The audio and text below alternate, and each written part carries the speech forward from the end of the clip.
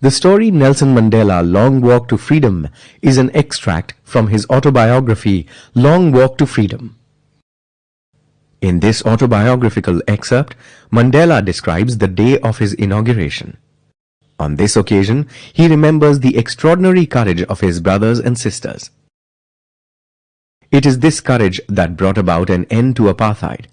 This courage also inspired Mandela, teaching him the meaning of courage and resilience. Let's go back to that historic day, the 10th of May 1994.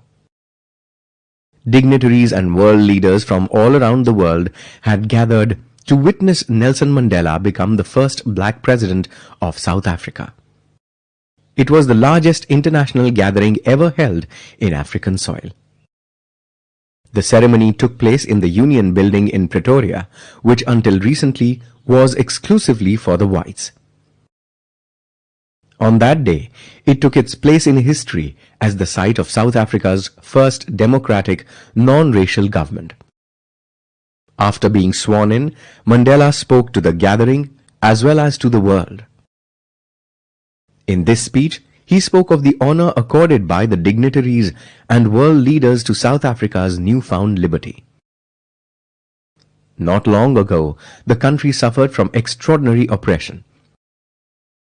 However, from this experience, a society was born which would make the world proud.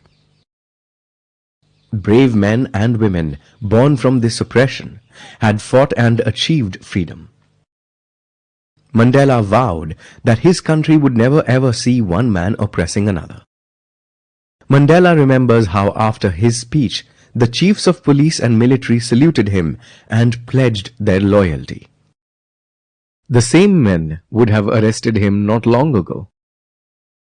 He remembers feeling overwhelmed, thinking about the decades that had gone by, where one of the harshest, most inhumane structures had been created in society. One section of the society, the whites, had systematically oppressed another, inflicting grievous wounds on the country. But this practice had also created brave patriots, men of courage, wisdom, and generosity. It was from them that Mandela learned the meaning of courage. Courage, he learned, was not the absence of fear. It is not that these people did not feel fear. Rather, they overcame fear because they believed in an idea. Mandela also understood that no man was born with hate. He was certain that if someone can be taught to hate, they can be taught to love as well. In life, a man had two obligations, one to his family and one to his country. However, the conditions in South Africa did not allow a man to fulfill both at the same time. Mandela, at first, did not choose his country over his family. He also did not choose his path to freedom at first. As a child, he was free to do as he pleased if he obeyed his father and the rules of his tribe. As a young man, he longed for freedom for himself, freedom to earn, marry, and start a family. Then he saw that people like him weren't free. It was then that he was filled with a desire to achieve freedom for his people, so they could lead lives of dignity and self-respect.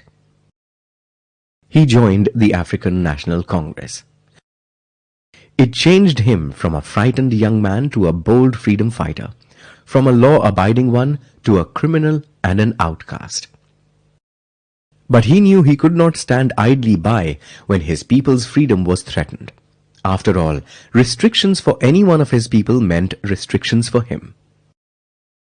Mandela also believed that the oppressors were as imprisoned as the oppressed.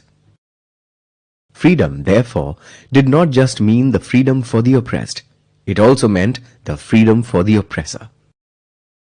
The oppressor was just another man imprisoned by his hatred of others. Everyone, Mandela believed, was deserving of freedom.